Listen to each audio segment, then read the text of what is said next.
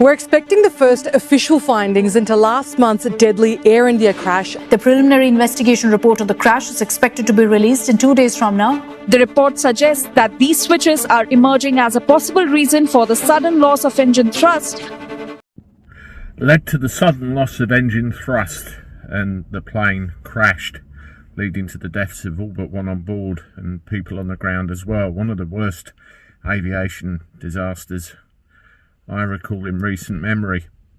So, from an initial report, from the initial information that we have, it's the switches which they're zeroing in on, and there has been so much footage, so much commentary about this. It's unbelievable.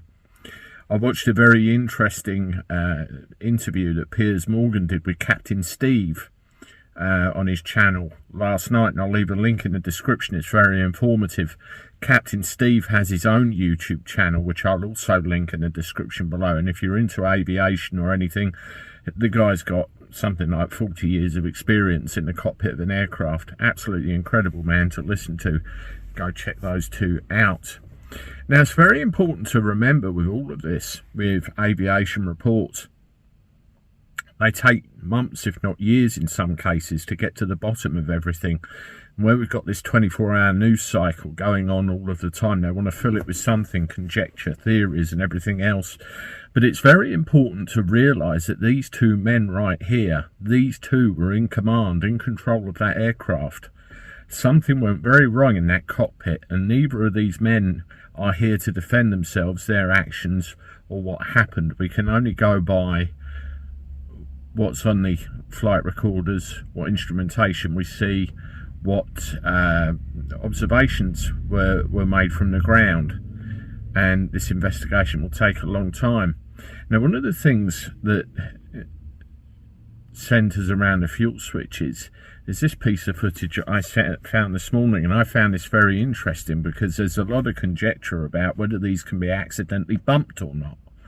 Now, you'll see very clearly from this footage there's like a metal bar in the middle of the switch. It's called a detent, and you can see that the operator of the switch has to physically lift that switch up, move it over the detent, and then drop it back in, and it's spring loaded. You can even see the attempt at trying to knock it, and it's not moving. They're all designed that way. They have been for years. Now, there's cockpit voice recordings saying, "Why did you cut off?" I didn't. So, were the switches moved? Did something else go wrong? We're not going to know either way, are we, until the full report comes out. But I found this demonstration very interesting and wanted to share it with you. Let me know what you think. I mean, I'm not an aviation expert by any stretch of the imagination. I'm just a taxi driver, for crying out loud, but I've been into aviation for years. You can call me a very enthusiastic enthusiast. So let's keep an eye on this one together.